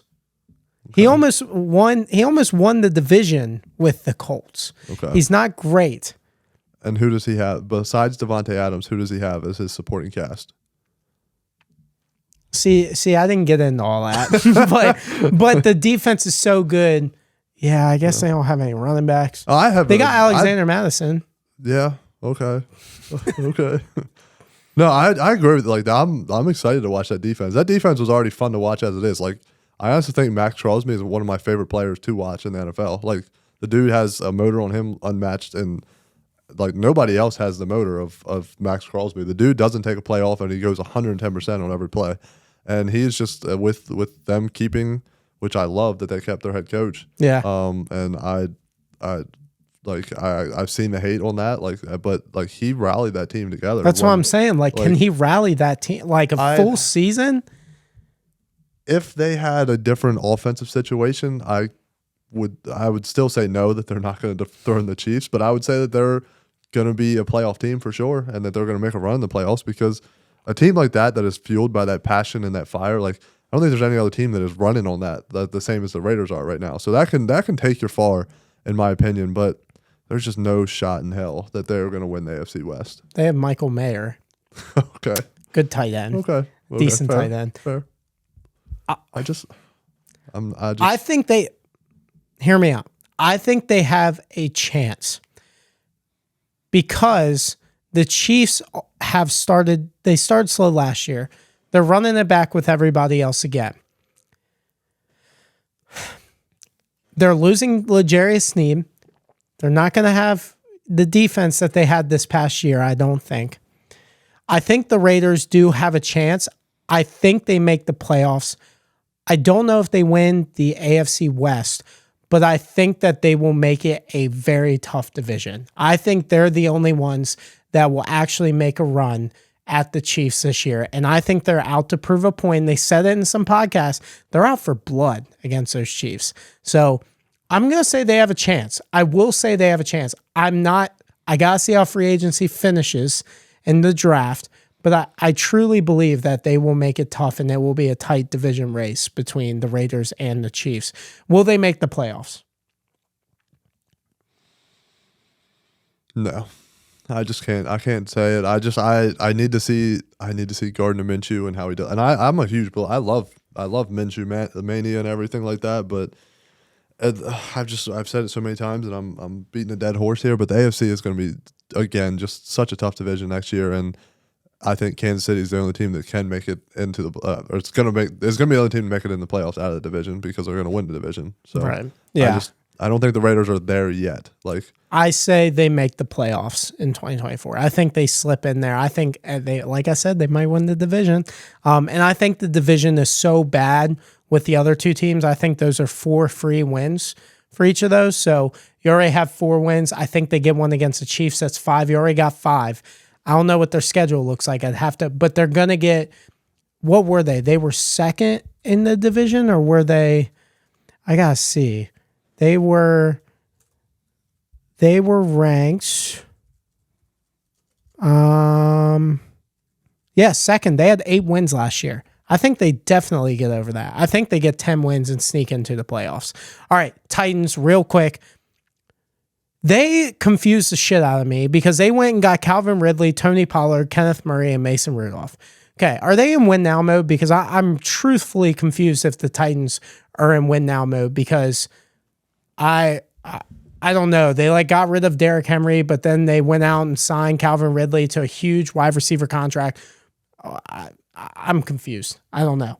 Are they good enough for a win now? I feel like they're one of those teams that's a bad team and they had a lot of money and they just spent it all. Yeah. On just I feel like not even key pieces. I just feel like these are all plug and place guys. So it doesn't make sense. These aren't guys that I feel like are going to be there for a build in the future. They signed Ridley to what, 4 years? 4 years, $94 million. Which is just insane. Are these guys drunk? Were they drunk? Yeah, on first I don't day know. of free agency? Hey, did you see the Titans GM? He's on Twitter actually, and I don't think any other GM is on there. And he tweeted a kitchen cooking fire gif, and I was like, bro, what the fuck are you cooking? Because they already had DeAndre. I guess they're trying to win. DeAndre Hopkins, Calvin Ridley. That's a pretty fucking good duo. But you go and pay Calvin Ridley 94, but you wouldn't pay AJ Brown 100. So I don't know if they're in win now mode. They really fucking confuse me. Yeah, dude needs to get out of the kitchen. Yeah, dude is not cooking to me. Do they see something in Will Levis and they're just Tony Pollard? He needs a couple more pieces? I don't understand. I don't think they're a couple pieces away. I don't either. I think they should have just ran it back and, like you said, the Commanders just build. Yeah, build, and I don't know. They have Treylon Burks and I don't see it. I don't think they win over 7 games this year. I think their defense still has question marks. I think their offense. Except for the wide receivers position, everywhere else, I don't know if their quarterback's good. The running back position is going to take a decline with Tony Pollard. I'm fully confused. I just want to bring that up because I truthfully could not wrap my head around what the fuck they were trying to do. They are in a really good division too, so maybe they're just trying to compete with the rest of the division, but I would have seen one more year of Will Levis before cooking up and building up this offense for him because I don't know what we got in him. All right. Which NFL team won free agency? Won free agency. Because the Cleveland Browns past couple years, they always won, but in the end, they didn't. Is there a sneaky team or anybody who you're they won free agency this year? I love what my Commanders did. I really do. And I think really they have probably had one of the best. But the team I'm about to say, they didn't even make that many moves, but I think because of the state of the team they're already in, I think the Atlanta Falcons actually won free agency. I think they, first of all, and Kirk Cousins his agent is like the fucking goat. The dog. He's a goat. If I were an NFL player going in or a college player, I am signing up with that agent. 1,000%. Like, but my reason for saying this is like I truly believe the Atlanta Falcons are a sneaky, damn good team. Like, and I think that they are. Kirk Cousins, and it's hard to say coming off an Achilles tear. Like, he goes back to what he was doing great with the Vikings. Like, they're a sneaky team, especially being in the NFC and being in. I feel like they're going to rail the NFC South. Like, I think 1,000%. I don't know. The Bucks kind of got something cooking over there. They might. I don't know. The Panthers have low key. They're not going to do shit. All right. So let me put that on record. But they kind of cooked in free agency too. They bulked up that offensive line really good. Yeah. I think it's going to be a better division. Yeah. I think. Yeah, no. Bucks are still going to be that scrappy team, but I think Falcons are going to win that division for sure. And like I truly think that I truly think that they were a good quarterback away from being a sneaky good playoff team and that could make a run in the playoffs, if I'm gonna be honest. At least in the NFC. I like Atlanta. So I think for me, Atlanta won that. Them paying him $180 million, insane, but off an Achilles tear. Yeah. Kind of wild. Maybe they have the same belief that they were just a good quarterback away from making a real run. I truly believe they are. I've said that for like the past couple of weeks that I think Atlanta is I don't know about this year, but because the defense is fucking atrocious. I looked at their shit. They need a pass rusher so bad. But yeah, I like what Atlanta, I guess, has done with Kirk. I guess that's like the only but that's the biggest position, right? Like you win by getting an all-pro, Pro Bowl, top 10 quarterback in the NFL. So I fully see that too. For me, it's the Texans. They added Joe Mixon. They needed a running back terribly for CJ Stroud. I thought they were going to get Derrick Henry, and I was going to be pissed. They also got the Neil Hunter to pair with Will Anderson Jr. That shit is going to be one of the best pass rushing duos in the NFL. And they also got Danico Autry. So if you don't know, he had a career high 11.5 sacks with 12 tackles for loss with the Titans. They lost Greenard, it's Greenard to the Vikings, but with Autry, they get a better pass rusher out of him. So I think that defensive line is going to be hard to contain in general. And they also kept Dalton Schultz. I mean, they have all the offensive weapons, and they did exactly what I say every team should do. They built it from the draft, and now they're adding to it, and they're going after a Super Bowl. So I think what they've done has been tremendous. They lost some guys, but they added even better guys. So I think their offense and defense, there is not a lot of holes that the Texans have. All right, so which NFL free agent was the most overpaid? I mean, I feel like the easy answer is Kirk Cousins, but I feel like the value is they're going to get more value. Calvin Ridley was by far the most overpaid. Like the dude was mid at best for the Jack. He wasn't even the number one on their team. Like Christian Kirk was the number one receiver for the Jacksonville Jaguars. So to give the dude 4 years, $94 million, like 98, dude's balling. Like good for him, I guess. Like his agent. I need his agent. Facts. Like him and Kirk Cousins. They must have the same agent. Have to be. It has to be the same guy. And and the Jaguars were going to go and re-sign him as a wide receiver 2, not even as a wide receiver 1. Like no wonder why they got him. Insanely overpaid. For me, it's Brian Burns of the New York Giants, because they not only traded for him high draft picks, a 2nd and a 5th round pick, but they also gave this fucking dude $150 million. What the fuck are the Giants cooking? Because they had way bigger issues than, I understand that pass rusher was an issue, but like at the same time, one pass rusher is not taking you over the hump in the next 4 years. He's just not doing it. They have some holes on their defense. They have holes everywhere on their offense, and you go out and trade for this guy. It's telling you that Kayvon Thibodeau, I think that's how you say his name. I think I said that right. It's telling me that you don't have a lot of belief in him and that you needed another guy to complement him, because he has not shown shit. And I understand that you want a premier pass rusher, but Brian Burns has had one season, I believe it is, let me see. He has had one season of 10 plus sacks. And I felt like it was a reach because there were other guys on the board like Daniil Hunter. If you want to go out and sign him, he was much cheaper. I understand he wanted to go home, but I mean, just for the value that Brian Burns is the most overrated pass rusher in the entire NFL because he was with the shitty ass Carolina Panthers and he played decently and everybody raved about him. And also the Panthers are stupid because they could have gotten 2 first-round picks a year ago from the Rams. I mean, just losses on both sides of the board here. All right, so which free agent, here's my last question and then we'll end it. Holy shit. It's been forever. I could talk about this forever. There's so many teams, and we'll talk about them over the next couple weeks.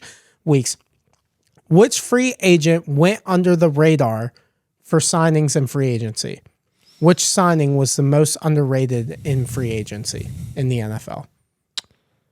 See, I don't know what we're calling like under the radar. I guess like not a huge like signing, but like someone who you're like, damn, like that's a really good fit. Are we saying that they went to a new team, or can it be like them re-signing? I guess we can go re-signing too if you want. I don't know. One that kind of sticks out to me, and this is just going to be so random, is Drew Tranquill for the Kansas City Chiefs. I think that he was a big part in their defense last year, and he's the kid's a baller, and just nobody like knows about him because like Nick Bolton gets the credit for all of that, but he's like Drew Tranquill is like, if you watch him, like he's all over the field for the Kansas City Chiefs, and he's a big reason why like their defense stepped up and was as good as they were this past year. So I think the fact that they were able to re-sign him was huge for them, and he was just like nobody really cared about that. So that's one that went under the radar for me for sure. For me, it's Frankie Louvu of the Washington Commanders. Nobody knows about him because he played for the Carolina Panthers. You see it all the time. And not only do the Commanders have Bobby Wagner, but now they have Frankie Louvu, who is going to learn under Bobby Wagner and also be able to not feel as much pressure to be the guy. So, and like you said, he's a very much downhill runner. He's very fast. He's very physical. And he's something that the Commanders have desperately needed, especially on the worst defense in the NFL, in the entire NFL. They needed not only just a game changer, but they needed someone who was physical and who just loved football. And also, they got him for only 3 years at $36 million. I felt like that was a huge steal. And he had 19 tackles for loss, and he had 5.5 sacks as a linebacker. The dude just is wherever the ball is. Like, I've been watching him too, like you said you have been earlier, and like he is just so special. And like just because he played for Carolina, like nobody ever talked about him. So great for the Commanders. And that will be it for the Off Script podcast. Once again, I'm your host, Matthew King. This is Jake Morris. Make sure to hit that subscribe, like, notification button. Follow us on TikTok. The link is in the description. Hopefully it doesn't get banned. Once again, praying that doesn't happen. But it's been a lot of fun today. We'll be back next week to talk about some other teams and hopefully touch on them as well. And also NFL draft season is now, I mean, it's been underway, but now it's really officially underway. We're about a month away from it. And we will see you guys next week. They know that I'm him, all of this time in the gym. Shots don't never touch the rim. They know that I'm him, got the defense overwhelmed. They know highlights of them. They know that I'm him.